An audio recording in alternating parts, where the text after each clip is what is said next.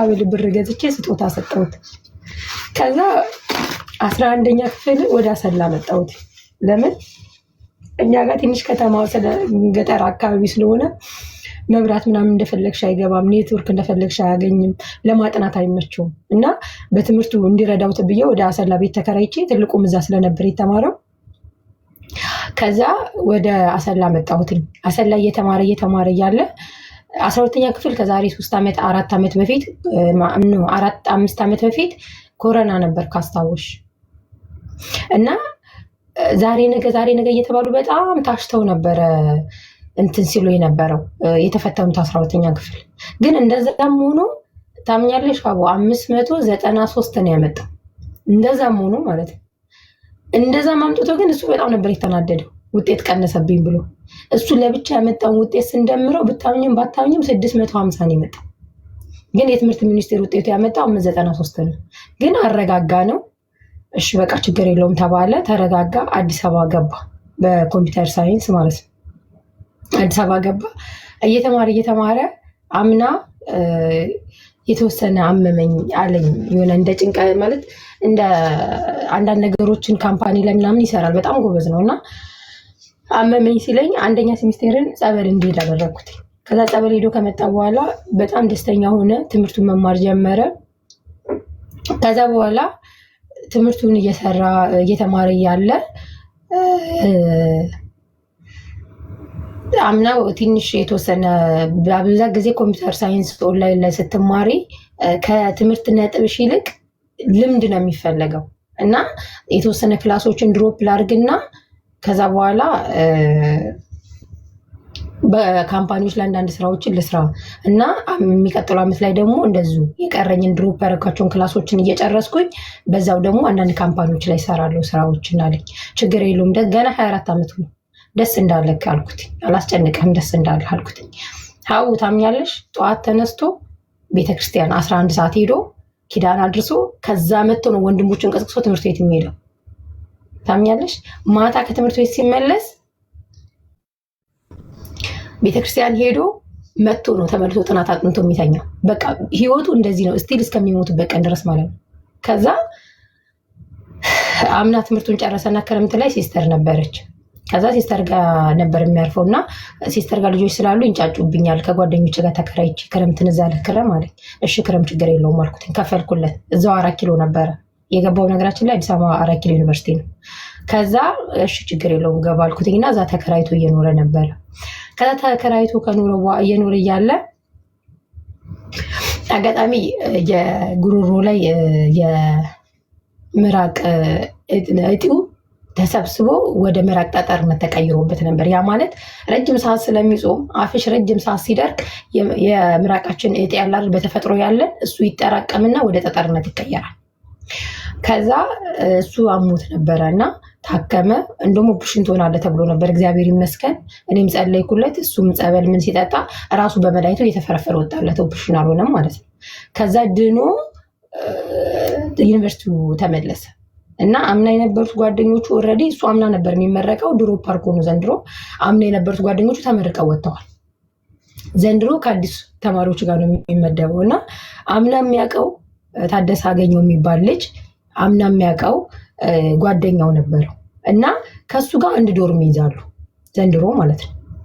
ከዛ መስከረም፣ ጥቅምት፣ ህዳር 16 ነው የሞተው ወንድሜ እና አንድ ዶርም ይይዙና ሲኖሩ መቼ መሰለሽ ኖቬምበር ባለፈው ዓመት ያለፈው በፈረንጆቹ 2024 ኖቬምበር ላይ ምን አለኝ ስለ ትልቁ ወንድሜ አንዳንድ ስራዎችን እያወራን ነበርና በመሃል ቅድስት አለኝ ወይ ስለው ሰሞኑን የተለየ እንግዳ ነገሮችን እያስተናገድኩ ነው፣ አስፈላጊ ከሆነ ሰሞኑን አወራሻለሁ አለኝ። ከዛ ደነገጥኩኝ እንዲህ ሲለኝ። ከዛ ምንድነው የተፈጠረው እስኪ አስረዳኝ አልኩት። ከዛ አይ አሁን ላይ ደህና ነኝ ግን አወራሻለሁ ብሎኝ ወጣ ከመስመር ላይ። ከዛ በማግስቱ እኔን አመመኝ። እኔን ሲያመኝ እንዳመመኝ ነገርኩት። የነገርኩት ለምንድነው ያን ነገር ላወጣጣው ስለፈለኩ ነው እኔ ቦሬ መሃል። ከዛ ላወጣጣው በጣም ደጋግሜ ከ3 ቀን ከ4 ቀን በላይ ጨቀጨኩት። ደህና ነኝ ከማለት ውጭ ምንም ነገር ሊነገረኝ አልፈለገም።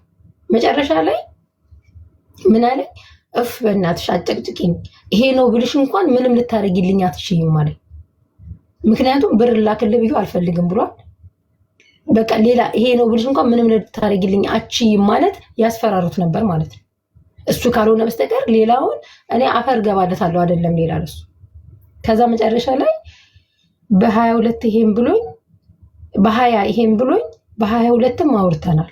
ከዛ አውርተን ደህና እንደሆነ ምናምን እሑድ ዕለት እንደሚቆርብ ምናምን ነግሮኝ እሺ ብለን ተለያየን። ከዛ ብር የተወሰነ 2000 ብር ላኪልኝ ምናምን ብሎኝ እዛው ወንድሜ ጋር ስለነበር አስተላልፍለት አልኩትና 2000 ብሩን እዛው ተላከለት። ቅዳሜ 15 ነበር፣ እሑድ በ16 ቆረበ። ሁሌ ቆራቢ ነው ሲጀመር ወንድሜ ቆራቢ ነው። ቆረበ። ከዛ እሑድ ማለት ነው። ከዛ እሑድ ስለቆረበ አላወራሁትም። ለምን በእኛ ሃይማኖት ስቆርቢ ብዙ ወሬ አታወሪ፣ ምክንያቱም በመሀል ተሳስተሽ ኃጢአት ልታወሪ ስለምትችይ እና አላወራሁትም። የዛን ቀን ሰኞ ዕለት ውብዬ ደህና ነህ ስለው ሪከርዴን ሰምቶ መልስ አልመለሰልኝም። ከዛ አይ በቃ ወይ ትምህርት ምናምን ከብንት እያጠና ይሆናል ብዬ ዝም አልኩት፣ ትኩረትም አልሰጠሁትም። ማክሰኞ ዕለትም አላወራሁትም። ለምን እንዳላወራሁት እግዚአብሔር ይወቅ። ሮብ ዕለት ቀን ብቻዬን ነበርኩ ቤት ውስጥና ቀን ላይ ወንድሜ ሰዓት ያለ ሰዓት ደወለብኝ። አብዛኛውን ጊዜ የቤተሰብ ፕሮግራም አለን። በተለይ ከወንድሞቼ ጋር እንደ እህትም እንደ ጓደኛም ነኝ። ስለማስተምራቸውም እንዳይበላሹብኝ በጣም ነው የምቆጣጠራቸው እና ከዛ ሰዓት ያለ ሰዓት ደወለብኝ ወንድሜ። ደነገጥኩኝና ምን ሆኖ ነው ብዬ ላነሳው ስል ስልኬ እጄ ተንቀጥቅጦ ስልኩን ዘጋሁት። ምን እንደሆነ አላውቅም። ከዛ መልሶ ደወለና የጓደኛዬን ቁጥር ጠየቀኝ። እንደዛ ሲለኝ ወይኔ አምላኬ እናቴ ምን ሆነችብኝ ያልኩት። ምክንያቱም እናቴ ነርቭ ያማታል ከጊዜ በኋላ የጀመራት። ከዛ ወይኔ አምላኬ እናቴ ምን ሆነችብኝ፣ አይኗን እንኳን ሳላያት ሳላቆርባት፣ ሁሌ እንደዚህ ነው የምለው። በቃ አቁርቢያ በማግስቱ ግደላት ነው የምለው። ይሄ ጸሎቴ ነው። ለምን ሁሌ አቁርብኝ ስለምትለኝ እና ሊሄድም እየተዘጋጀው ስለነበረ። ከዛ መጨረሻ ላይ እንደው እናቴ ትሆን ብዬ እየተሳቀቅኩኝ እያለ አዎ አታምኝም፣ ብቻዬን ነኝ ቤት ውስጥ ያለሁት፣ እናትሽ አይደለም ውብሸት ነው ብሎ ስሙን ጠርቶ ነገረኝ። ማን ይንገረኝ መድኃኒዓለም ያውቅ። ወንድሜ ደወለ፣ የጓደኛዬን ቁጥር ተቀበለኝ፣ ዘጋ። ከዛ ልክ የጓደኛዬን ቁጥር ሲቀበለኝ የሆነ ችግር እንዳለ ገመትኩኝ። ግን የጠረጠርኩት እናቴን ነው። ወንድምሽ ማለት እኮ የሌላኛው ወንድምሽ ነው የደወለው ወይስ ታላቁ የሟቹ ታላቁ ወንድም? ከዛ ውብሸት ነው አለኝ። ስሙን ጠራና ማንም ቤት ውስጥ የለም፣ ግን ማን እንዴት እንደተናገረኝ አላውቅም። በቃ ወባ እንደያዘው ሰው ሰውነቴ መንቀጥቀጥ ጀመረና በፍጹም ሊሆን አይችልም ይሄማ ብዬ ለራሴ ግራ ገብቶኝ ቁጭ አልኩኝ። ከዛ ሰውነቴ እየተንቀጠቀጠ ቤቱ ተንኳኳ። ስከፍተው ጓደኛዬ ናት። ምን ተፈጠረ ስላት አይ እረፍት ቤት እንሄዳለች። ከዛ እረፍት ቤት ሄጄ ውብሸት ነው ሲሉኝ ኮንትራት አይደለሁም ግን ወረቀት አሰርቻለሁ። ለሴትዮ የደወለችና ነገረቻት። ከዛ ነገረቻትና ሂጂ አለችኝ ሴትዮ። ከዛ እረፍት ቤት ሄጄ ውብሸት ነው ሲሉኝ አላመንኩም። ምን ሆኖ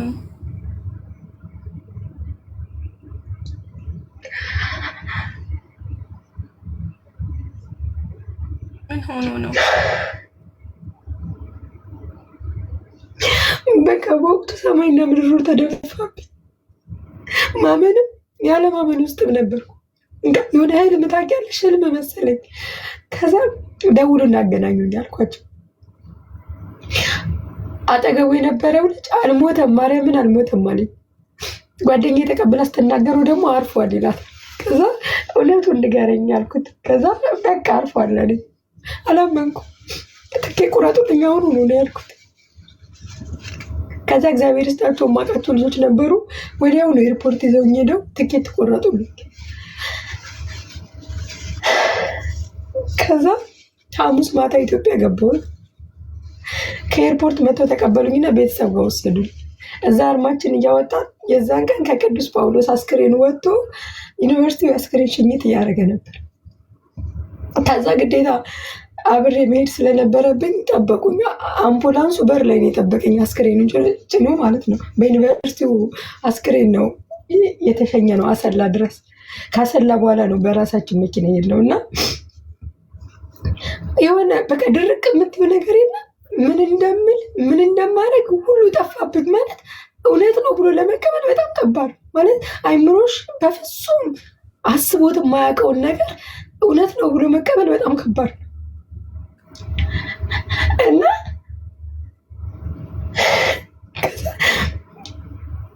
ልክ በቃ ቤት ከሲስተር ጋር ፋሚሊ በመኪና ነበር ዘው ሄዱና ዩኒቨርሲቲ በርጋ ስንደርስ አስክሬኑን ሳጥን ሳይ ራሴን አላውቅም። በቃ ማለት ጨለመብኝ ሁሉ ነገር። ከዛ ራሴን መንገድ ላይ ነበር ያገኘሁትኝና ወንድሜን አይተኸዋል ግን እሱ ነው ወይስ ሌላ ሰው ነው አፍነው ሌላ ሰው ሬሳን የሰጡን አልኩት። ራሱ ነው አለኝ። አሁንም አላመንኩ። ከዛ ደረስን። ሐሙስ ማታ ነበር ክፍለ ሀገር የደረስነውና እኔ ቢያንስ ቤት ስንደርስ ሳጡንን ከፍቼ አቡ ማቀፍ ፈለግኩኝ።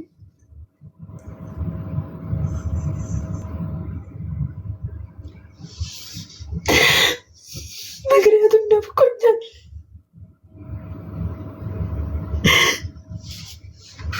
ስንት ዓመት ሙሉ አላየሁም።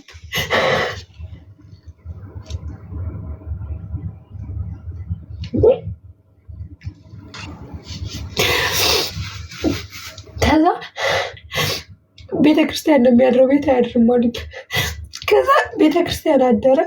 ዓርብ ዕለት ቀበርኩት። ምን አማራጭልኝ? የህይወት አፈር ውስጥ ከተትኩት። መሆኑን በዓይንሽ አየሽዋ? አላየሁትም። ናፈቀኝ፣ ወሰዱብኝ። አይዞሽ እናቴ።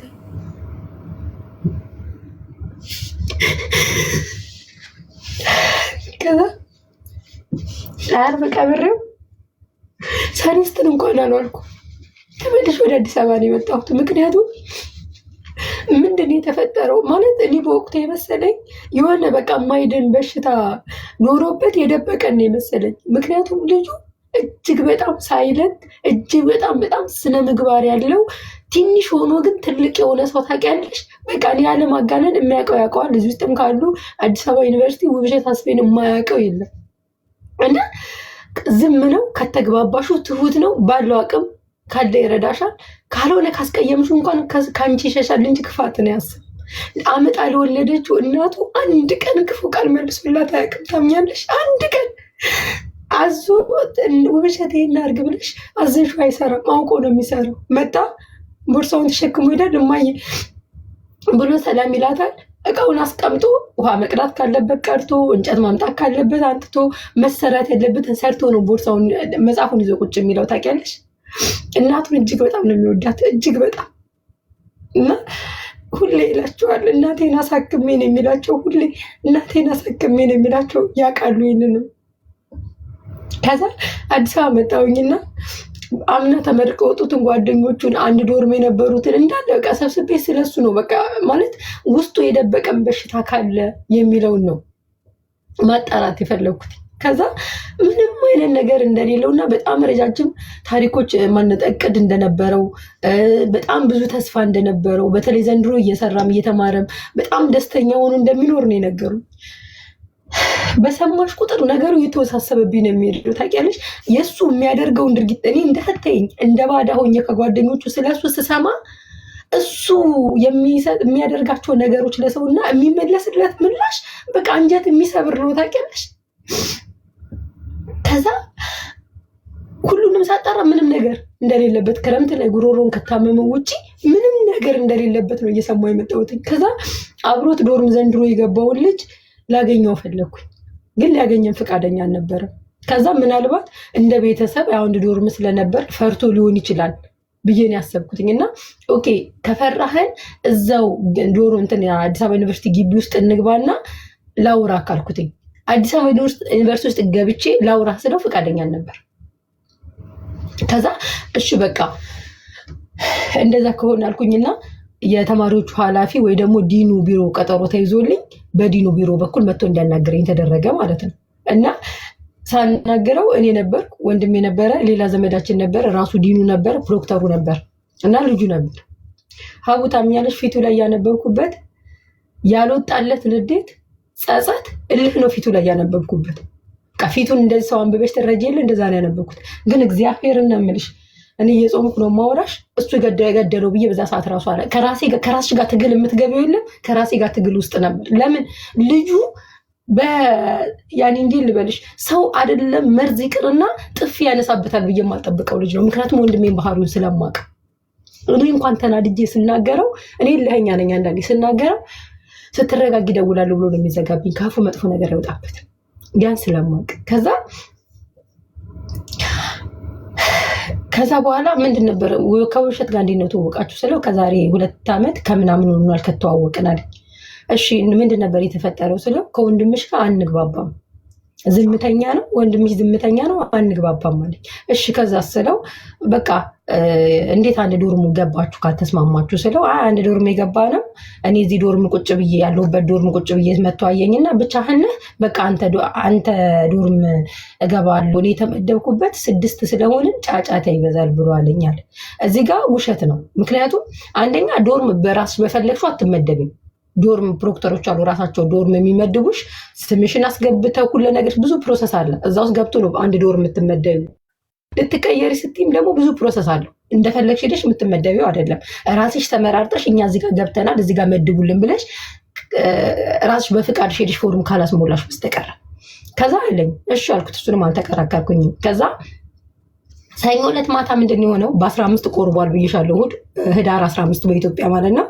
በፈረንጆቹ ደግሞ ኖቬምበር 14 ማለት ነው። ከዛ በይቅርታ በኖቬምበር 24 ከዛ 24 ነው 25 24 በ25 ነው የገደሉት። ከዛ ሰኞ ህዳር 16 ነው። ኪዳነ ምህረትን እጅግ በጣም ይወዳታል አይደለም በደም ስሩ ነው የገባችው ወንድሜ በጣም ነው የሚወዳት ኪዳነ ምህረት እና ኪዳነ ምህረትን 16 ሁሌ ዶርም ውስጥ ይዘክራታል። ዝክር ማለት አሁን 16 ኪዳነ ምህረት የምትከበርበት ቀን ሻማ አብርቶ ጸሎት ያደርጋሉ እና ጸበል ውሃ ላይ ይጸልዩና ይጠጣሉ። ዳቦና እንደ ዝክር ነገር ያደርጋሉ ዶርም ውስጥ። እቺን ሁሌ ዶርም ዩኒቨርሲቲ ውስጥ ከገባ ጀምሮ ያደርጋል ይዘክራታል እና የዛን ቀን ሰኞ ስለነበር ኪዳነ ምህረት ነው። ከዛ ዳቦ ከዩኒቨርሲቲው ገዝቶ የዩኒቨርሲቲ ውስጥ የክርስቲያኖች በሚጾሙ ሰዓት የሚጾሙት ዳቦ ይሸጥና ለቤተክርስቲያን ገቢ ይሆናል። ከዛ ላይ ነው የገዛው ዳቦ ከግቢ። ለምን ግቢ ጉባኤ ማለት በማህበረ ቅዱሳን የታቀፈ ለክርስቲያን ልጆች ትምህርት ጉባኤ የመጽሐፍ ቅዱስ ትምህርት የሚሰጥበት ነው። እዛም ተሳታፊ ነው ልጁ እና ከዛ ይገዛና ያን ዳቦ ግማሹን ዝክር ይዘክራል። ሰኞ ዕለት ምንድን ያደረገው የገና ጾም የገባበትን ቀን ነበረ። ቤተክርስቲያን ሄዶ ቅዳሴ አስቀድሶ 9 ሰዓት መጥቶ ከቅዳሴ ማታ ምሳ በልተው ምን ብለው ማታ ወደ 2 ሰዓት አካባቢ ዝክሩን ይዘክራሉ። ሁለት ጓደኞቹ ጋር ሆነው ዝክሩን ይዘክራሉ። ከዛ ሁለት ጓደኞቹ ጋር ሆነው ዝክሩን ከዘከረ በኋላ ዝክሩን እንደጨረሱ 4 ኪሎ ስላሴ ቤተክርስቲያን ፊት ለፊት ላይ ካወቅሹ ስላሴ ቤተክርስቲያን አለ ከዩኒቨርሲቲው ፊት ለፊት ከራሱ ዩኒቨርሲቲው ጀርባ ከስላሴ ጀርባ ስላሴ ዩኒቨርሲቲ ጀርባ ከዛ ስላሴ ቤተክርስቲያን ሄጄ ለነዳያን ዘክሬ እመጣለሁ ብሎ ከጓደኞቹ ጋር ተለያየ። መቼ? ሰኞ ዕለት 2 ሰዓት ተኩል በኋላ ዝክሩን ከጨረሱ በኋላ ማለት ነው። ከዛ ሄዶ ዝክሩን ዘክሮ መጥቶ ምን እንደተፈጠረ እንግዲህ እግዚአብሔር ነው የሚያውቀው። ከዛ በኋላ ያለው ነው እንግዲህ ከጓዝኛው ጓደኛው የሚነግረንን የምንሰማው። ምክንያቱም ከዛ በኋላ ወደ ጓደኞቹ ጋር ተለያይቷል። ከዛ ምንድነው የተፈጠረው ስለው ለእኔ ያለ ምንድነው የኛው ጓደኛው አብሮት የሚኖረው ዶርም ውስጥ ማለት ነው። ሰኞ ዕለት 5 ሰዓት ከምሽቱ 5 ሰዓት ከ10 አካባቢ ነበር ወደ ዶርም የገባሁት አለ። ከዛ ጠረጴዛው ላይ ስዕል አድኖ ኪዳነ ምህረት ስዕል አድኖና የመድኃኒዓለም ስዕል አድኖ ሻማ ሳይ ዝክር እንደነበር አስታወስኩኝ አለ። እስከዛሬ ውብሸት ሲዘክር ታውቃለህ አታውቅም ስለው አውቃለሁ፣ በአሁኑ ወር ግን ኪዳነ ምህረት እንደነበርና ዝክር እንደነበር አላስታወስኩም ነበር አለ። እሺ ከዛስ ምን ተፈጠረ ስለው ውብሸት ተኝቶ ነበረ። ለምን እንግዲህ ዶርም ማለት አንድ ጠባብ ክፍል ናት ካወቅሽ እና አልጋ አለ። አንድ አልጋ ነው ተደራራቢ ነው። ያኛው ትልቁ አልጋ ላኛው ላይ የሚተኛው ወንድሜ ደግሞ ታችኛው ላይ ነው የሚተኛው። ከዛ ወንድምሽ ተኝቶ ነበር አልጋ ላይ፣ እኔ ወጥቼ ላይ ተኛሁ። እንደተኛ 2 ጊዜ የማስመለስ ድምፅ አሰማ ወንድምሽ። ከዛ በኋላ ውብሸት ውሃ ልስጥቅ ስለው ዝም አለኝ። ደግሞ ስላልጠየቀኝ በዛው ተኛው። ከዛ ሌሊት 10 ሰዓት ላይ እንግዲህ ወደ ማክሰኞ ሊነጋ ሌሊት 10 ሰዓት ላይ በኢትዮጵያ ማለት ነው እንደ ሰመመን እየነቃው ስመጣ ክፍሉ በጣም ይሸታል። እኔን አሞኛል፣ ላብላብ ይለኛል፣ ሊያጠለውለኛል፣ አሞኛል። ከዛ ወረድኩና ሽንት ቤት ሄጄ ተጣጥቤ መጣውና እዛው ዶርማችን በር ላይ ሆኜ ጓደኛዬ ጋር ደወልኩለት። ሀብታሙ የሚባለው ጓደኛው ጋር ደወልኩለት። ከዛ መጣና እሱ ምን ሆነሃል ሲለኝ ውብሸት አስመልሶት አሞኛል፣ የሱ ሽታ እኔን ሸቶኝ አሞኛል አልኩት። እሱ አንሶላ አውጥቶ ዶርሙን ቆልፈን ሀብታሙ ዶርም ሄድንና እዛ አደርናል። ይታይሽ እንግዲህ እሱ መጥቶ ጓደኛው መጥቶ ይሄኛውን ይዞ ሲሄድ ያስመለሰው ልጅ አስቢ፣ አልጋ ላይ ይኑር ይሙት ምን ይሁን አላዩትም። አስቢ፣ ይሄ ልጅ ሁሌ የሚያስመልሰው ቢሆን ኦኬ፣ ሁሌ ያኔ የታወቀ ነው። ለመጀመሪያ ጊዜ ነው ይሄን ነገር ያሳየው። አለ ሆይ ሞት ኮይ እንዴት አይባልም። ዶርሙ ቆልፈውበት ጓደኛው ዶርም ነው ሄደው አደሩ። ማክሰኞ ዕለት ጠዋት ዩኒቨርሲቲው ክሊኒክ ሄድኩና ሽታ ሸቶኝ አመመኝ ብያት ማስታገሻ ሰጠች። ከዛ ማክሰኞ 4 ሰዓት አካባቢ ኢንተርኔትሺፕ ኢንተርቪው ስለነበረብኝ የኢንተርኔትሺፕ ወረቀት ማውጣት ስለነበረብኝ እኔ ከገባው ስለሚያመኝ ሀብታሙ የሚባለው ጓደኛዬ ገብቶ የኢንተርኔትሺፕ ወረቀትና ጫማ ወጣልኝ። ከዛ ዶርሙን ቆልፈን ሄድናል። ማክሰኞ ጠዋት ለሁለተኛ ጊዜ። ማክሰኞ ሌሊት አላያችሁትም። እንደገና ማክሰኞ ጠዋትም እንደዛው ገብታችሁ ስትወጡ አላያችሁትም። አላየነውም። ከዛስ ማክሰኞ ሙሉ ቀን ዋለ። ጓደኞቹ ሲደውሉ ስልክ አያነሳም። ሰኞ ዕለት አብረው ያመሹ ጓደኞቹ ሲደውሉ ስልክ አያነሳም። ዶርም ሄደው ሲያንኳኩ ዶርሙ አይከፈትም። ከዛ በኋላ ሙሉ ቀን ካሁን ይመጣል ወይ ለምን አንዳንዴ ካምፓኒ ሄዶ ስራ ስለሚሰራ ስራ ቦታ ሄዶ ሊሆን ይችላል ብለው ጠበቁት እስከ ማታ እስከ 11 ሰዓት እስከ 12 ሰዓት የለም፣ ስልክም አያነሳም፣ አልመጣም። ከዛ መጨረሻ ላይ ሲጨንቃቸው እዚህ ራሱ ታደሰ የሚባለው ጓደኛቸው ጋር ይደውላሉ። አብሮት አንድ ዶርም የነበረው ጋር ሲደውሉ አያነሳም ስልክ። መጨረሻ ላይ ምን አላቸው? ላይብረሪ ነኝ በቴክስት አውሩኝ አላቸው። ከዛ ቴክስቱ አሁንም አለኝ እጄ ላይ ታደሰው። ከዛ ላይብረሪ ነኝ በቴክስት አውሩኝ አላቸው። ከዛ ውብሸት ስልክ አያነሳም በሰላም ነው ሲለው አሞታል መሰል ሂር ጠይቀው፣ እኔ ስጠይቀው አይነግረኝ አለው። ከዛ ያኛው ዶርም ነው ብሎ ሲጠይቀው ዶርም አላየሁትም አሁን የት እንዳለ አላቅም ነው ያለው ታደሰ ማለት ነው ብሎ የመለሰው። እንግዲህ ክፍል ውስጥ እያስመለሰው ነው። በር ቆልፍ የወጣሁበትም አላለም። ምንም አይነት እርዳታም አላደረገለትም። ለጓደኞቹ ኢቭን ደውሎ ውብሸት አሞታል ሂዱና ቼክ አድርጉት አላለም። ጭራሽ የት እንዳለ አላቅም ብሎ ዘጋባቸው። ከዛ እነዚህ ልጆች ይደነግጡና ከምሽቱ 1 ሰዓት ተኩል አካባቢ ነው እንደዚህ ያላቸው። እነዚህ ልጆች ይደነግጡና ቤተሰብ ጋር ይደውላሉ። የሲስተር ስልክ ስለሚያውቁ ሲስተር ጋር ይደውሉና አንቺ ጋር መጥቷል ወይ ውብሸት ሲሏት ኧረ አልመጣም ትላቸዋለች። ኧረ ስልክ ማያነሳም ሙሉ ቀን የለም። እስቲ ምናልባት ክረምት ላይ ተከራይቶ የነበረው ጓደኞቹ ጋር እዛ ሄዶ ሊሆን ይችላል ብላ ሲስተርም ለኔም አልነገረችኝም፣ ለትልቁም ወንድምም አልነገረችም። ዝም ብላ ታድርልሻለች። ከዛ ልጁ የታደሰ የሚባለው ቤተሰብ ኦልሬዲ ማክሰኞ ማታ ውብሸት ስልክ እንደማያነሳ ቤተሰብ ጋር እንደደረሰ ደርሷል። ቤተሰብ ሮብ ጠዋት መጥቶ ዩኒቨርሲቲውን እንደሚጠይቅና ዶርም እንደሚያሰብር ያውቃል። ስለዚህ ምንድን ያደረገው ውብሸት አንድ ዶርም ተዘግቶበት ከተገኘ አንተ ነገ ለሄድከው ተብሎ ስለሚያዝ ቤተሰብ ከመንጣቱ በፊት ሮብ ጠዋት በር ከፍቶ ውብሸት መሞቱን ተናገረ። እንዴት ነው የተናገረው? ስለ ንገርሽ ሮብ ጠዋት እንዴት አንተ መሞቱን አወክ ስለው ሮብ ጠዋት በሃይላንድ ውሃ ገዝቼ አስቀምጬ ነበር አለ። ቢያመኝም ይመመን ብዬ ያን ውሃ ላወጣ ገባኋል። ይታይሽ እንግዲህ ከሰኞ እስከ ሮብ ጠዋት ድረስ ያመኛል ብሎ ዶርም ያልገባ ልጅ እሱ ማክሰኞን ጓደኛው ጋር ሀብታሙ የሚባለው ጓደኛው ጋር እየገባ ልብስ ሲያወጣል ሄዶ ነው ያደረው። ሰኞ ጋር ሄዶ አደረ። አዎ ሮብም እንደዛ ሀብታሙ ጋር ሄዶ አደረ። አዎ አላደረም። ግን ከሰኞ እስከ ሮብ ጠዋት ድረስ ዶርምን ትቶ የወጣ ሰውዬ ሮብ ጠዋት ውሃ ሊያወጣ ቢያመኝም ይመመኝ ብሎ ዶርም ገባ። ሌላ ውሃ ይተም ቆይ ዝም በይ። ከዛ ዶርም ሲገባ ምን አየሁ አለ? ጠረጴዛ ላይ ስልኩን አየሁ። ከዛ ስልኩን ሳየው ይሄ ልጅ የት ሄዶ ነው? ይሄ ልጅ እህቱ ጋር አልሄደም እንዴ ብዬ አልጋው ላይ ሳየው በህይወት የለም ማለት አልጋው ላይ ነው ህይወቱ ያለፈው ማለት ነው። ቆይ ልነግርሽ ነው። ከዛ በህይወት የለም። ከዛ ምን አደረግክ ስለው አስቢ እንግዲህ ወደፊት የሁለቱን ግንኙነት አመጣልሻለሁ በኋላ ላይ በጣም ጓደኛሞች ናቸው። ከዛ ምንድን ነው ያደረግከው ስለው መልሶ ዶርሙን ቆልፎበት ሄዶ ከሌላ ዶርም የውብሸትን ጓደኛ አንኳኩቶ ጠርቶ ሲያየው ውብሸት ምን ሆነ አመመው እንዴ ብዬ ደነገጥኩ አለ። ለምን ሰኞ ዕለት ማክሰኞ ዕለት ሲፈልጉታል ስላላገኙት ጠዋት ሄዶ በሩን ሲያንኳኳበት ደነገጠና እንዲህ ገፍትሬው አለ። ሩጭ ዶርሙን እንዲህ ስከፍተው ዶርሙ ቁልፍ ነው አለ።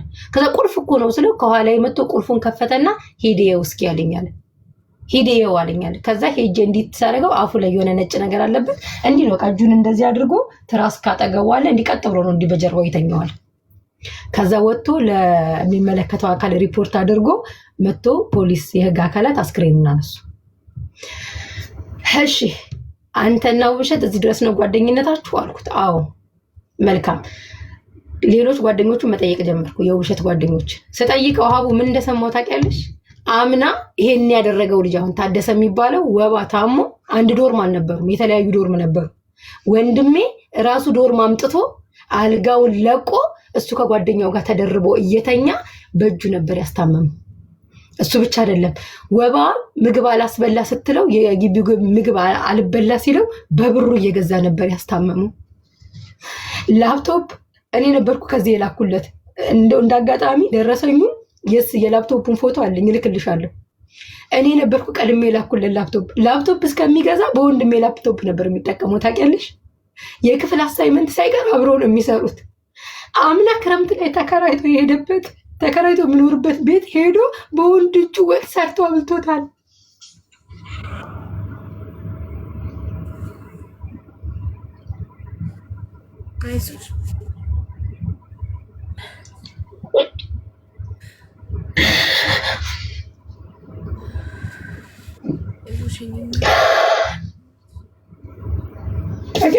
በጣም ጓደኛሞች ናቸው። አምና ካቻ አምና ወንድሜ ከሌላ ዶርም እየኖረ ወንድሜን ብሎ ሲመጣ ነው የውብዬ ጓደኞች እሱን የሚያውቁት። እሱ ግን ጓደኝነቱን ጭምር ነው ካደኝ ፊቱ ታውቂያለሽ። ጓደኝነቱን ጭምር ለኔ ለእህቱ ካደኝ። ግን ከኋላ ስሰማ ዜናው ሌላ ነው።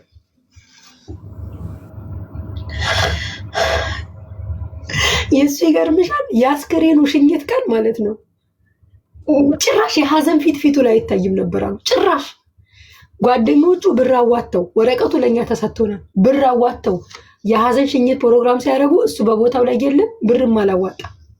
ታምኛለሽ?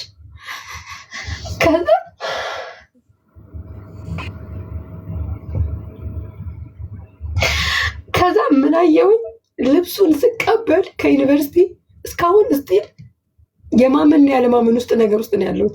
ከዩኒቨርሲቲ ልብሱን ተቀብዬ ስወጣ እሱ ከፊታችን ቦርሳ እንዲህ ነገር አዝሎ እየወጣ ነበር። የሆነ ሴት ልጅ ከውጭ ባንኩን ምሰራ አላቅም እየመጣኝ ነበር። ተቃቅፎ ተሳሳሙና ተሳሳቁ። ሲሳሳቁ አይን ላይ ንግጥም ማለት ታውቂያለሽ። ሀቡ ከግሬ እስከ ጥፍሬ ድረስ ነዘረኝ እዛ ሰዓት ላይ። እንዴ ይሄ ነገር ምንድን ነው አልኩኝ። ከዛ የሐኪም ቤት ማስረጃው እስከሚወጣ መጠበቅ ነበረብኝ። ምክንያቱም ይሄ ልጅ የድሃ ቤተሰብ ልጅ ነው። ያለ ስራው ከትምህርቱ ላይ ማስለቀስም ወይ ደግሞ ከትምህርቱ ላይ አጉል ማድረግም አልፈለኩም። እግዚአብሔር የሚያውቀው። ግን ሁሌ ቤተክርስቲያን እየሄድኩ መድኃኒዓለም ወይ ንጹህ እንዳላስለቅስ ብቻ ጠብቀኝ ነበር ምለው ሁሌ ማለት ነው።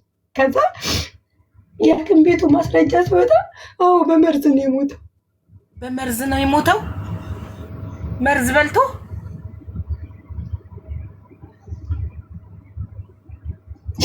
መርዝ ግተውት፣ ለዛውም በጣም የሚከረፋ መርዝ።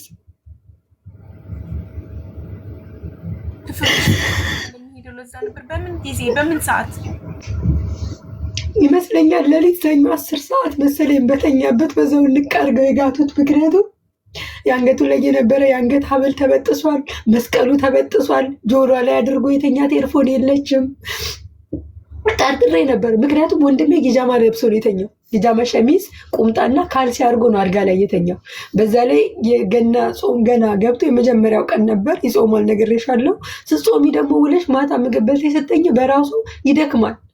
ከዛ እንደተኛ እዛው ንቅ አድርጎ መሰለኝ የጋቱት። ምግብ ውስጥ ቢሆን እንጂ እንዴት እንደዛማ እንዴት ምግብ ውስጥ አይሆንም። ምክንያቱም ምግብ ውስጥ ቢሆን በጣም ስለሚገባ ያውቀዋል። የሐኪም ቤት ማስረጃ ራሱ ምን ይላል መሰለች? ይሄ በሌላ አካል ተገዶ ካልወሰደው በስተቀር በማታለል የሚሰጥ መድኃኒት አይደለም። ምክንያቱም በማታለል የሚሰጠው ወይ ምግብ ውስጥ አድርገሽው ቢሆን አንደኛ በጣም ምንም አይነት ከለር የሌለው ምንም አይነት ሽታ ምንም አይነት ጣዕም የሌለው ነው መሆን ያለበት እንዳያስታውቅ። ይሄ ግን በጣም የሚገማ ሽታ አለው። ገባሽ? እንትና ታደሰ ይሸታል እያለ ክፍሉን ለቆ ሲወጣ የነበረው የሚሸት መርዝ ስለሆነ ነው ስለሆነ እና እንደዛ ከሆነ አንደኛ ያለ ነው መርዙ የወሰደው ማለት ነው። ለምክንያቱም እሱ ይሸታል ብሎ ነው ጥሎ የወጣው ክፍሉን። ሲጀመር ሰኞ ዕለት 10 ሰዓት ላይ እንቃርገው ግተውት ዶርም ቆልፈውበት ነው የወጡት። እውነቱን ስነግርሽ ማለት ነው። ምክንያቱም አንደኛ ልጁ እንደተስተካከለ ነው። በቃ እንዲቀጥ ብሎ እንደተኛ ነው። አንሶላው አስመልሶበታል። ያስመለሰበትን አይቼዋለሁ። እንዴት ነው አንቺ ሰው አስመልሶ ተስተካክሎ የሚተኛው? እንደው በፈጠረሽ ጌታ ንገሪኝ። ቀጥ ብሎ ነው የተኛው። ሁለተኛ ዶርም ውስጥ ምንም አይነት የመርዝ የነካው ዕቃ የለም። ያለው ዝክሩን የዘከረበት ጂኦሎጂስት እና ውሃ ነው ያለው። ሁለቱም ተመርምሮ ንጹህ ነው፣ የለውም፣ አልተመረዘም። ያ ማለት ግተውት የተረፈውን ዕቃውን ይዘውት ሄደዋል ማለት ነው። ሁለተኛ ሶስተኛ ምን ብሎ ጠረጴዛ ላይ ያስቀምጧል ከስልኩ ጋር መጽሐፈ ምሳሌ ያለ እግዚአብሔር የሚጸየፋቸው 6 ነገሮች 7ኛዋን ነፍሱ አጥብቃ ትጸየፋታለች ይልና አንደኛ የትዕቢት ዓይን፣ ሁለተኛ ክፉ ሀሳብ የምታመነጭ ልብ፣ ሶስተኛ ወደ ክፉ ቦታ የምትሄድ እግር፣ አራተኛ ንጹህ ደም የምታፈስ እጅ፣ አምስተኛ ምንድነው? አምስተኛው ክፉ ነገር የምትናገር ምንድነው? ብቻ አምስተኛው ረሳሁትና ስድስተኛው ዳሽ ብሎ ነው ያለፈው። ስድስተኛው ምንድነው የሚለው? በሐሰት ምስክር ነው የሚለው። በሐሰት የመሰከረ ነው የሚለው። እሱን ዳሽ ብሎ ታልፏል። 7ኛው ላይ ምን ብሏል? በወንድማማቾች መካከል ጥላቻን የምትዘራ ምላስ ብሎታል። ይሄ ማለት ከኔ ከጻፈልኝ ጋር ስታመሳክሩ ትክክለኛ ማስፈራራት ነበረበት።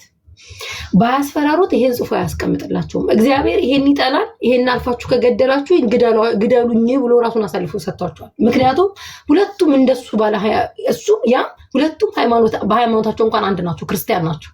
ሁለቱም ባለማህተብ ናቸው። ይታይሽ እንግዲህ እና ያም ብሎ ነው ሄደው ሁለት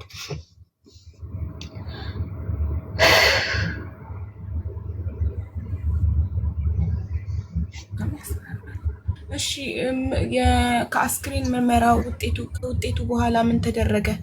መርዝ ተሰጥቶት እንደሞተ ከታወቀ በኋላ የመጀመሪያ ተጠርጣሪ ማን ነው? ታደሰ አገኘውን አሳሰርኩት። የመጀመሪያው እሱን ነበር። ከዛ አሳሰርኩት። እሱ ከታሰረ በኋላ ታደሰ አገኘው ይባላል። ግን አንገቱ ላይ ምንም ማስገድደው ሲያጠጡት አሻራ ምንም ሰውነት ላይ አላነሱም። አሻራ አላነሱም። ሲጀመር በወቅቱ ቆይ እሱ ጋር ልምጣልሽ። እንደውም በጣም የረሳሁት ነገር ምን አለ መሰለሽ? የአስክሬኑ ሽኝት ቀን ከ5 ኪሎ ቅድስተ ማርያም ፊት ለፊት የማህበረ ቅዱሳን ህንፃ አለ። የማህበረ ቅዱሳን ህንፃ አለ። እዛ ላይ 6ኛ ፎቅ ነው የሚሰሩት። ስማቸው ቀሲስ ኃይለ ኢየሱስ ይባላሉ። በትክክል ስማቸው እንደዛ መሰለኝ ባልሳሳት። የተላኩት ምንድነው? ልጁ ግቢ ጉባኤ ነው፣ የቤተክርስቲያን ልጅ ነው። ፍታት አድርገው ወይ ጸሎት አድርገው አስክሬን ሸኙ ብሎ ነው የተላኩት። ይታይሽ እንግዲህ እሳቸው ሲመጡ አስክሬኑ እየተጫነ ነው። ምክንያቱም ወደ ክፍለ ሀገር ስለሚሄድ በጊዜ መድረስ ስለነበረበት አስክሬኑ እየተጫነ ነው። እንትን መኪና ላይ እየደረሱት ምንጊዜ ጸሎት አድርገው ምንጊዜ ይሄን ነገር ለመናገር እንደበቁ እግዚአብሔር ይወቀው ምን ብለው ይናገራሉ? ይሄ ሻማና ጧፍ እየበራ ነበር። ይሄን የምታበሩትን አጥፉ፣ ቤተክርስቲያን እንደዚህ አይነቱ ፍታት አትሰጥም፣ ትምህርት ከከበዳችሁ ወደ ቤተሰቦቻችሁ ተመለሱ ብለዋል። ያ ማለት ልጁ ራሱን ያጠፋው ብለው ተናገሩ ማለት ነው። አስበሽዋል? ይሄን ሲናገሩ ቤተሰብ በምን እንደሞተ አያውቅም፣ የህግ አካላት በምን እንደሞተ አያውቁም፣ የዩኒቨርሲቲው በምን እንደሞተ አያውቅም። የጠራቸው የግቢ ጉባኤው ኃላፊ አያውቅም። ከየት አምጥተው ይሄን ተናገሩ? ሌላ ምንም አልልም እኔ። የያዙት መስቀል ይፍረድባችሁ። እች ነገር የተደረገችው ያሉት ሻማ አታብሩ ነው። ሻማ አይፈቅድም። የምታበሩትን ሻማ ይሄን የምታበሩትንም አጥፉ። ቤተክርስቲያን እንደዚህ አይነቱን አታበረታታም፣ ፍታትም አትሰጥም። ትምህርት ከከበዳችሁ ወደ የቤታችሁ ተመለሱ፣ ወደ ቤተሰቦቻችሁ ተመለሱ። ያ ማለት ቤተክርስቲያን ፍታት አትሰጥም። ያ ማለት ዳይሬክት ራሱን ያጠፋው። ቤተክርስቲያን ለሁለት ነገር ነው ፍታቱን ማሰጠው። አንድ ሰው ራሱን ሲያጠፋ፣ ሁለት የሞላው ውስጥ አውቀሽ ስትገቢ አይንሽ እያየ ፍታት አትሰጥሽም ቤተክርስቲያን። እንደዚህ ብለው ተናገሩ።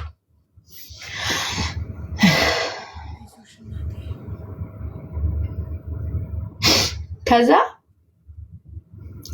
ልክ ስመጣ በዛ ሰዓት ላይ ወንድሜ ነበር የነበረው።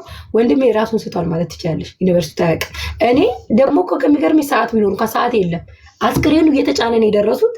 ምን ሰዓት ጸሎት አድርገው ምን ሰዓት ፍታት አድርገው ይሄን እንደተናገሩ እሱ መድኃኔዓለም ይወቅ፣ እሱ መድኃኔዓለም ይወቅ። እኔ አላውቅም። ከዛ እኛ ሄድን። ይሄን ሁላ ጉድ አልሰማንም። እኔ ቀስ ብሎ የሆነ ሰው ለሳቸው ራሱን አጥፍቶ ነው ብሏቸው ቢሆንስ? ቆይ ልመጣልሽ ነው። እኔ ኦልሬዲ በዛ ሰዓት ላይ እኔ አስክሬኑን ሳቅ ራሴን ልክ አስክሬኑን ሳጠን ሳይ ራሴን አላውቅም። አንስተው መኪና ከተቱ። ሊሸኙን ሄዱ። የመጡ ቤተሰብ ተመለሰ።